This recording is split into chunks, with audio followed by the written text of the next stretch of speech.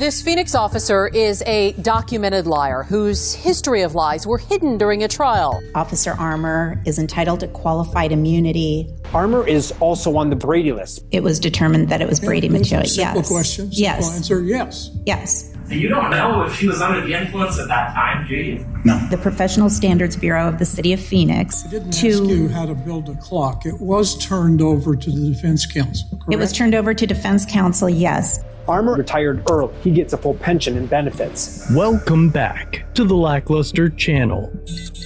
In December of 2013, Francis Salazar was a passenger in a friend's car when Phoenix police pulled them over because the vehicle's temporary license plate had expired, during which Officer Anthony Armour conducted a search of the vehicle, claiming he found a pipe used for narcotics wedged between the seat and the center console.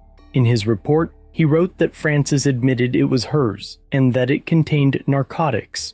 Francis denies that ever happened, but what no one knew at the time, not Francis or her attorney, was that Officer Armour had already been disciplined for a series of serious violations. In the year before Francis was prosecuted, Phoenix police had already sustained 5 internal allegations against Officer Armour. He illegally entered a woman's apartment, falsely arrested her, lied in reports and to his supervisor, and jailed her despite being told to release her. He was suspended for 80 hours, yet none of this was disclosed to defense attorneys. Police have routinely sat on misconduct files, usually for months, sometimes a year or more, without notifying defendants. That means there are people out there who did not get fair trials. That misconduct should have landed him on the Brady list, a record of officers with credibility issues, but it didn't. People or individual officers who have been placed on a list due to honesty, integrity, bias, moral turpitude, excessive force, conviction of crimes or committing crimes. And in 2016, based solely on Armour's word, You never ended up testing that pipe, did you? Did I? No. No. You never ended up fingerprinting that pipe, did you? No. You didn't test Miss Salazar's blood, did you? No. Or her urine? No. Or perform a drug recognition analysis on her, did you? No. So you don't know if she was under the influence of drugs at that time, do you? No. And she admitted it was hers and that she knew that it was crack inside the pipe. She admitted that the pipe with the crack cocaine in it was hers. Yes. That's your testimony? Yes. Francis was convicted of 2 felonies. Have an officer who got on the stand and told you, when I confronted her and she said, I'll take responsibility for it. That's it. End of inquiry. And with nothing but the lying cop's word, Do find the defendant as to count 2 guilty. Francis was sentenced to 6 years in prison.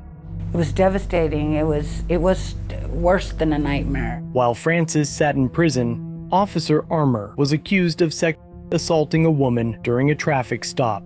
We obtained this internal memo showing Armour was accused of assault before, in 2010, by a fellow Phoenix officer. She claimed after drinking, she woke up after a party at a friend's house with Armour having sex with her. The victim did not want a criminal case. Phoenix documented the claim. No charges were brought. 6 months after Francis was sentenced, the Maricopa County Attorney's Office quietly filed a vague 1-sentence note in her case docket. So they stuck information about his untruthfulness, his dishonesty, his lying, in a now dead old case file after the trial is over without telling anybody. Yeah, and not even that. They didn't even put his conduct or his untruthful acts in the court file. It was just a notice of disclosure. When presented with the concealed misconduct and the late disclosure, the trial judge ordered a new trial, finding that the information should have been disclosed before trial because it directly impacted Officer Armour's credibility. And once the new trial was granted, the Maricopa County Attorney's Office dropped the charges entirely. Francis was released from prison after serving nearly 22 months. Oh, I love you guys. Come here. But despite the growing list of complaints and lawsuits, Armour wasn't fired. Instead, he was allowed to quietly retire, allowing him to leave the force without accountability. and with benefits. And while Armour may be retired, there are 2 active lawsuits against him. One for an alleged sex assault allegation that's up on appeal, another for an alleged false arrest. In 2019, Francis filed a federal lawsuit against the city of Phoenix and the Maricopa County Attorney's Office, arguing that the city had violated her constitutional right to due process by failing to disclose Armour's history. The district court agreed, ruling that Phoenix failed to train officers on constitutional disclosure obligations, and that Officer Armour was not protected by qualified immunity. Phoenix then appealed to the Ninth Circuit Court. My name is Lori Burke. May it please the court, I'm here on behalf of the city of Phoenix and Anthony Armour appellants. I have a tremendous amount of respect for Judge Bolton, but I have to say in this ruling, she got this wrong. Officer Armour is entitled to qualified immunity on both prongs of the analysis as a matter of law based on the undisputed material facts. At what point was the process, so there's a determination made that's adverse to him, and then there are steps in the process, and at the final step, he doesn't appeal. When was that process completed? The investigation was complete upon completion of any appeal rights stemming from the disciplinary action that appeal has run. Correct? He intended to and wanted to, but there was apparently misunderstandings of the appeal process. He did not appeal. He did not appeal. My colleague's question is, can you give us the date on which he did not appeal? 14 days after November 14th of 2016, so November 28th, 3 months after the trial of Ms. Salazar.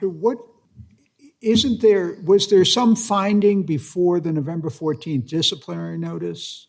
Yes. So the factual findings were complete in April of 2016. Those are factual findings. And what is the process that occurs between the factual findings in April and the disciplinary notice in November?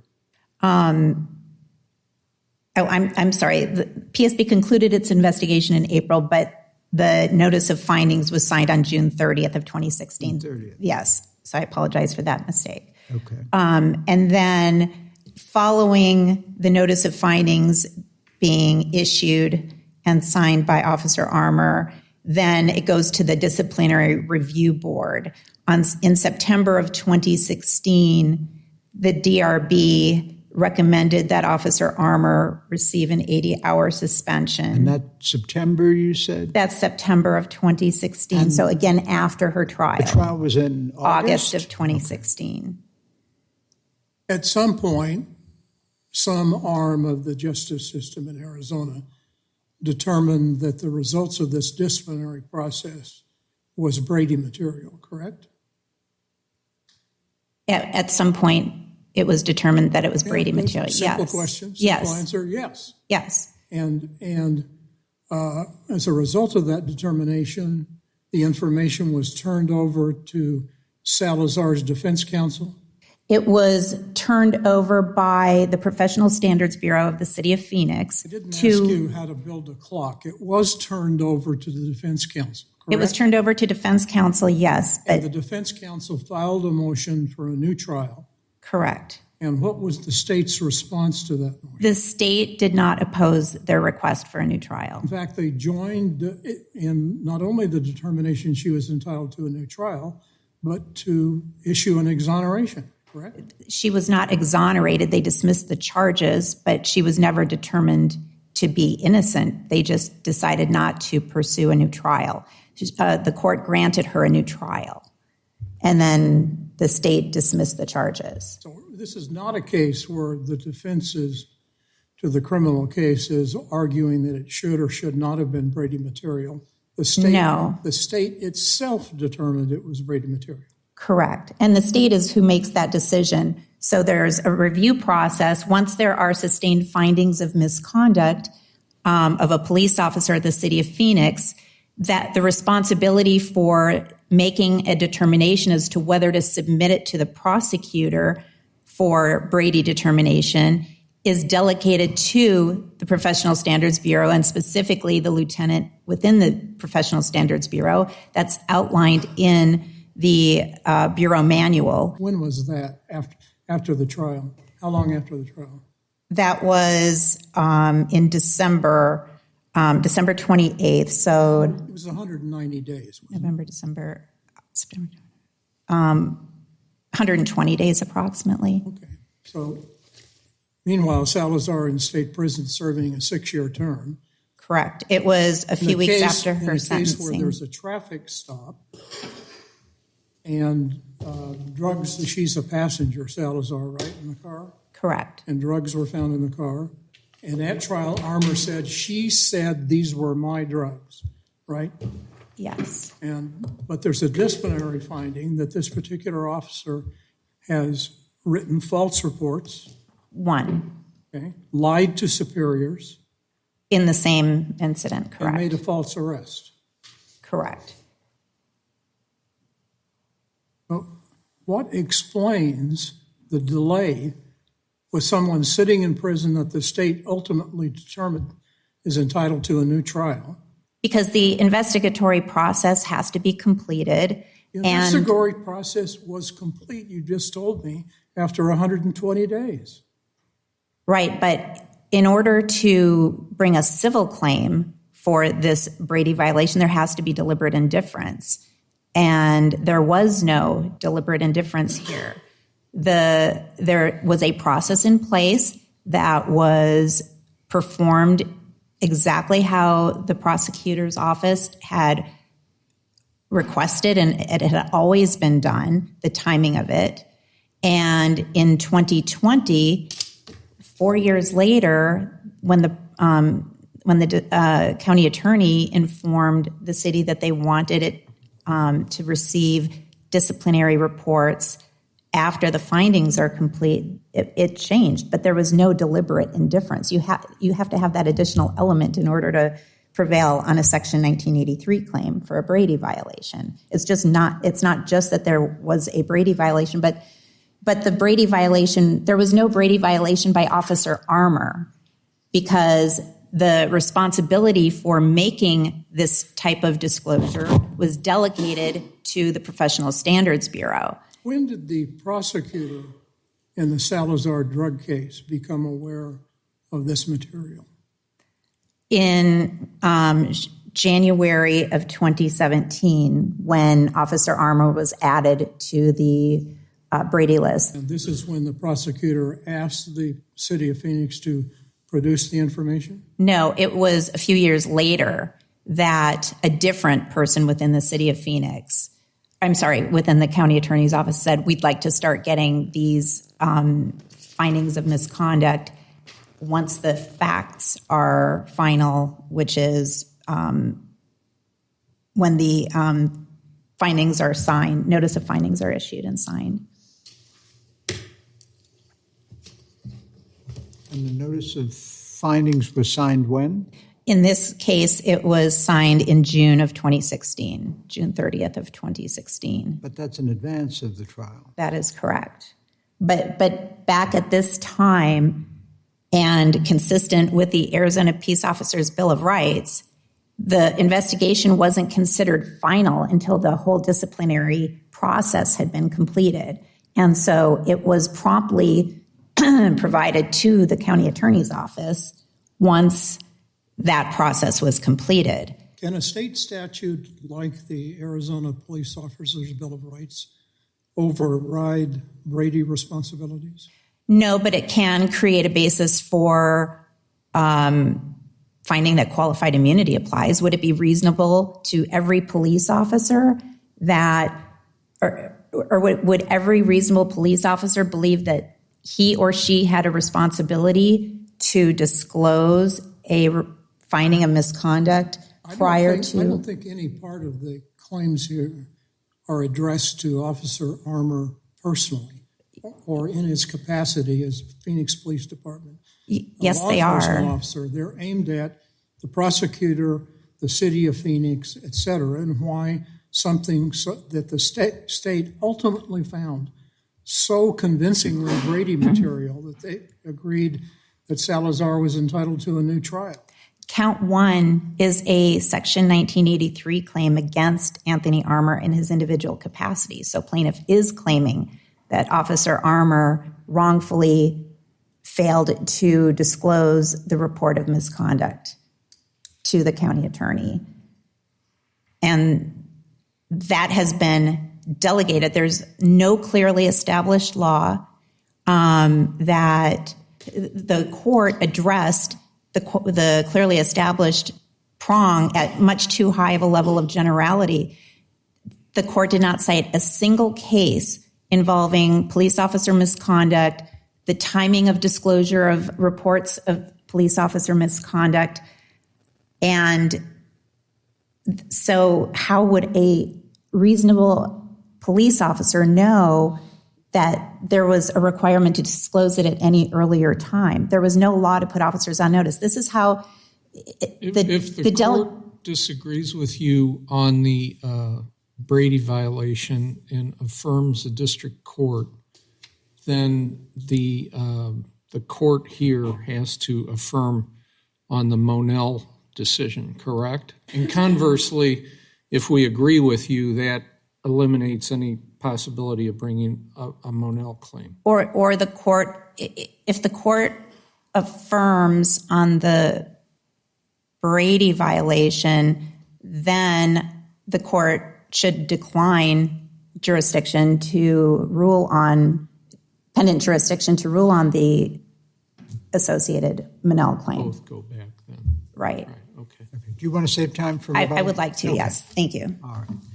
Then we'll hear next from Mr. Rundle.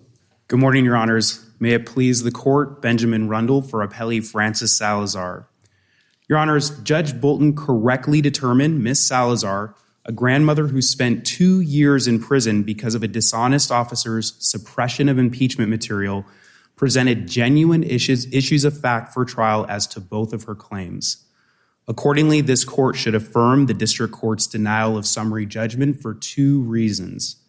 First, appellant's arguments go beyond a question of law and inappropriately challenge the sufficiency of plaintiff's evidence, which is not reviewable by this court pursuant to Johnson v. Jones.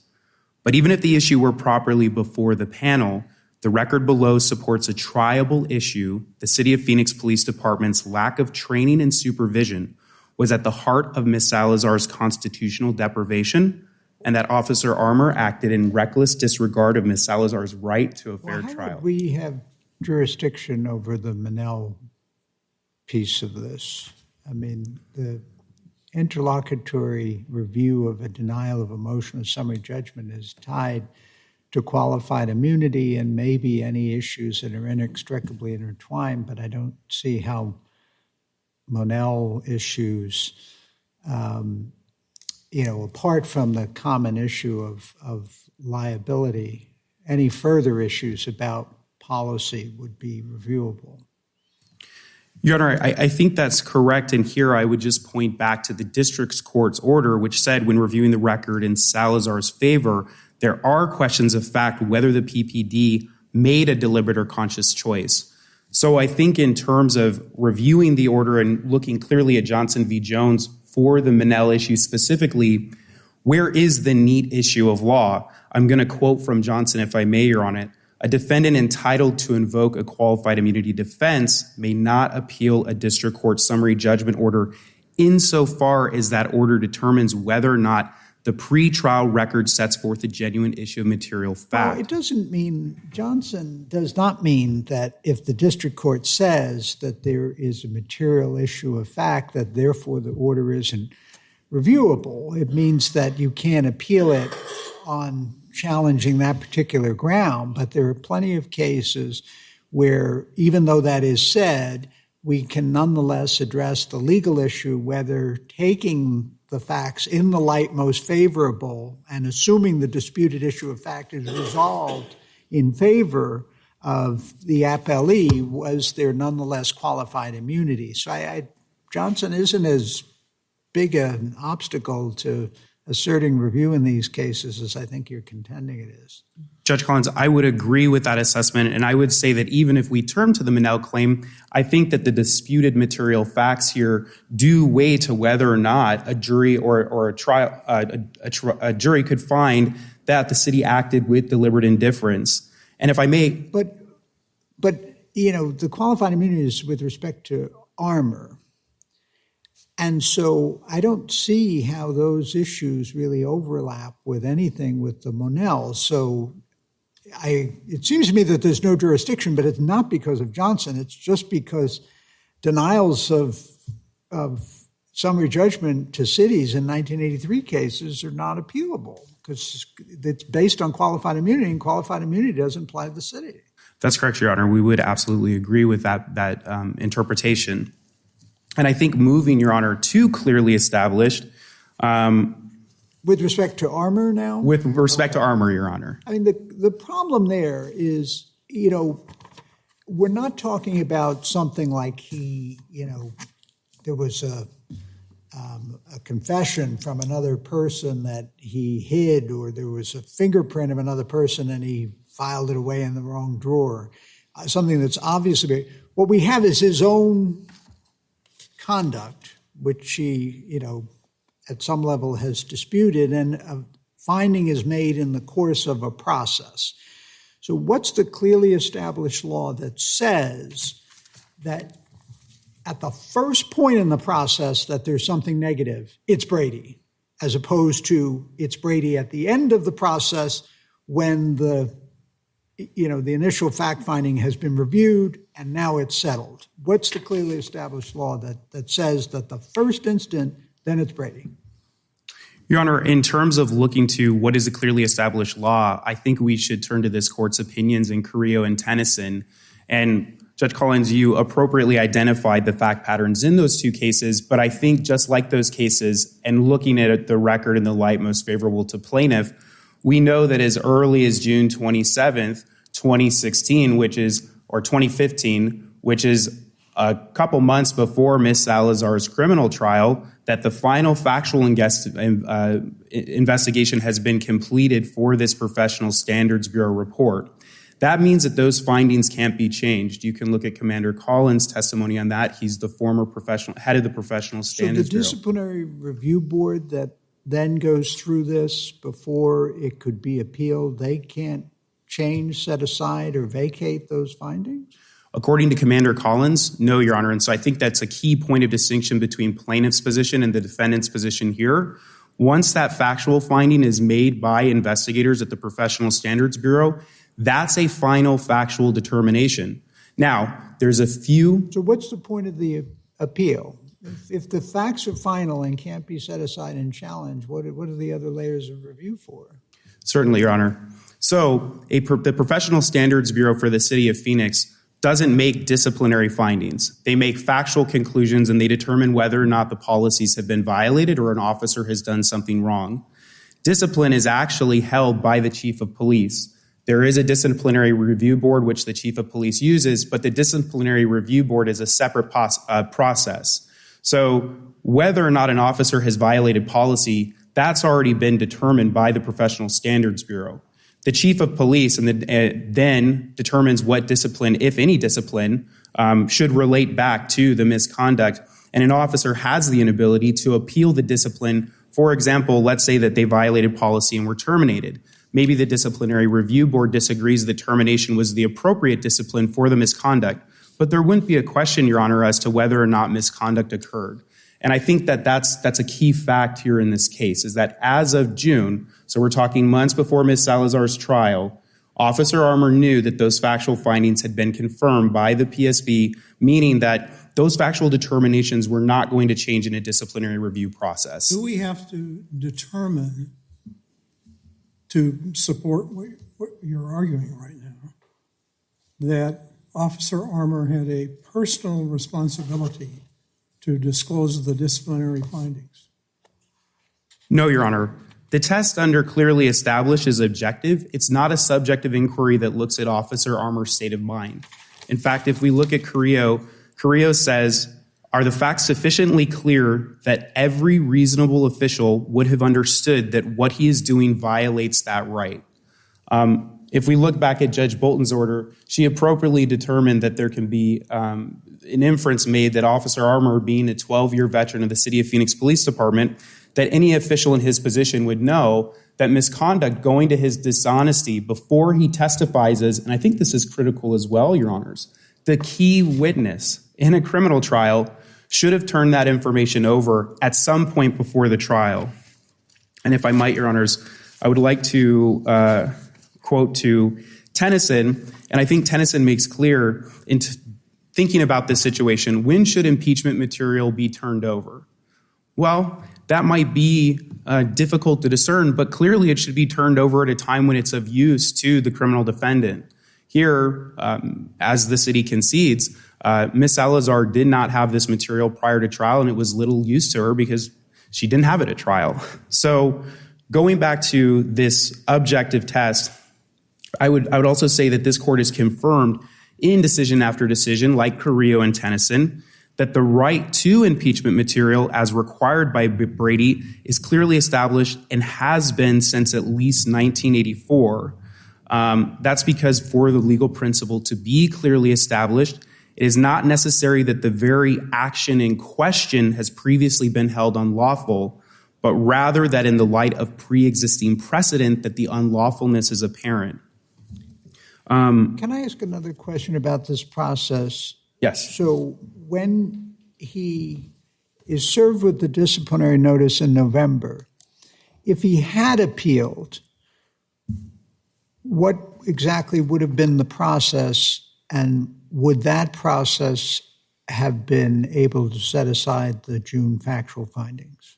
Your Honor, I don't work at the City of Phoenix Police Department, but I've learned a lot about the City of Phoenix Police Department through this case, and I can tell you that it's my understanding that it did, in my depositions of Chief Williams at the time and of Commander Collins, who was the PSB commander, that a disciplinary review board for the City of Phoenix cannot change factual findings in a PSB report. I'm not talking about the disciplinary review board, because that's, as I understand it, the part in September. So when he's served, it's gone through the disciplinary review board, and then the disciplinary notice is served in November, and then he had 14 days to appeal, which he didn't.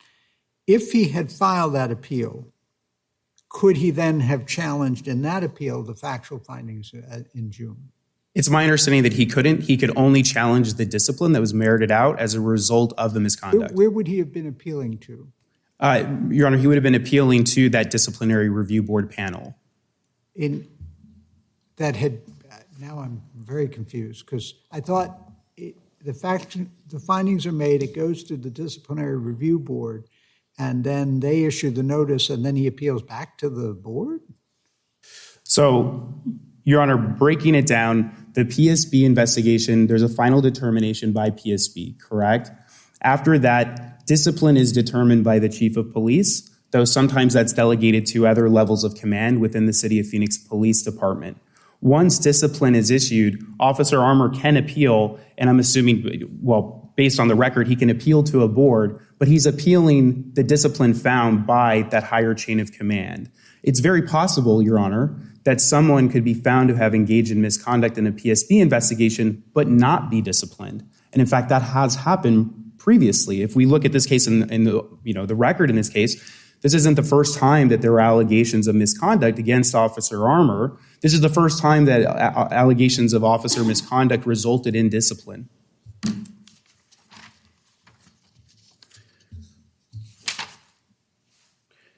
Your Honors, I want to go back briefly to the MCAO letter and talk about that. First off, in terms of MCAO setting policy, that's in contradiction with Chief Williams' own deposition testimony, which confirms that she sets PPD policy and that she's also responsible for implementing training. Is the county, Maricopa County, a party? Your Honor, they are not a party. They were dismissed. By voluntary agreement, or? No, they were dismissed on a motion to dismiss, Your Honor. You're not appealing that, obviously. I'm not appealing that finding by Judge Bolton, no. So the only Monell theory is a training theory. It's not that the official policies to delay the communication are themselves what causes the constitutional violation? Initially, Your Honor, we had pled both of those theories. The theory that Judge Bolton has allowed and said that there are material fact disputes worthy of going to trial are on the failure to train. And that was a result of finding that it's a highly predictable consequence of a failure to equip law enforcement officers with specific tools to handle recurring situations, as this court noted in Long Beach County of Los Angeles. Okay, so the other theory was dismissed, and that's something you could review if this ever goes to a final judgment. Correct, Your Honor. Going back briefly, though, we talked about the Maricopa County Attorney's Office involvement in professional standards, and I want to point out this is supplemental record at 150. This is the letter from Maricopa County Attorney's Office on June 20th, 2014 to PPD, reminding them of their Brady disclosure obligations. So I just want to clarify that it's not a letter that happened in 2020. The letter in 2020 from MCAO mirrors a letter that they've sent back in on June 20th, 2014. Your Honors, I see that my time is winding down here, so I will close. Ms. Salazar's right to a fair trial by receiving impeachment material was clearly established at the time Officer Armour suppressed the PSB report. Moreover, there is no need issue of law for this court, and the Monell claim should not be reviewed at this time. Accordingly, Appellee Francis Salazar respectfully asks this court to uphold the district court's denial of summary judgment. Thank you, Your Honors. All right. Thank you, counsel. We'll hear rebuttal now. So can you address this issue about whether the factual findings could have been overturned after they were issued in June by any of the remaining phases of the process? Assistant Chief Collins' testimony was that they cannot. That they cannot. Correct. So, well, I mean, and even if he had taken an appeal in November, to whom would the appeal have been? The Civil Service Board. And would they have been able to overturn those findings? It's my understanding that they can. They have the authority to do that. But looking at the record, Assistant Chief Collins' testimony was that the factual findings will not be disturbed. Well, if the factual findings can't be disturbed, it's hard to see how the rest of the process is very relevant, because it's the fact that is the Brady material and not whether he's going to get any particular punishment for it. Right. And that's why I think the county attorney's office subsequently instructed the city to make the disclosure at an earlier time once the findings are complete. But the clearly established doesn't go just to the timing issue. Well, but it's one thing to say it's not clearly established if the facts are potentially up in the air, and the issue is it clearly established that the initial facts need to be disclosed. But if the facts are done, and the facts are that he lied, and he lied a lot, then I don't see why any of the rest of the process is terribly relevant. And it's pretty clear that someone who lies and then gets on the stand, that's Brady Giglio is to that person. He disputes that he lied. I know, but the factual findings were made, and you've now conceded they can't be reviewed. I understand that, but that's one of the benefits to the municipality making the disclosures instead of leaving that to the officers. Police officers aren't lawyers. Police officers have different skill sets. And so the responsibility for making these disclosures has been delegated. It's been taken off of the officer's plate and delegated to a department within the police department, which is how it's done all over the country. That is unrefuted.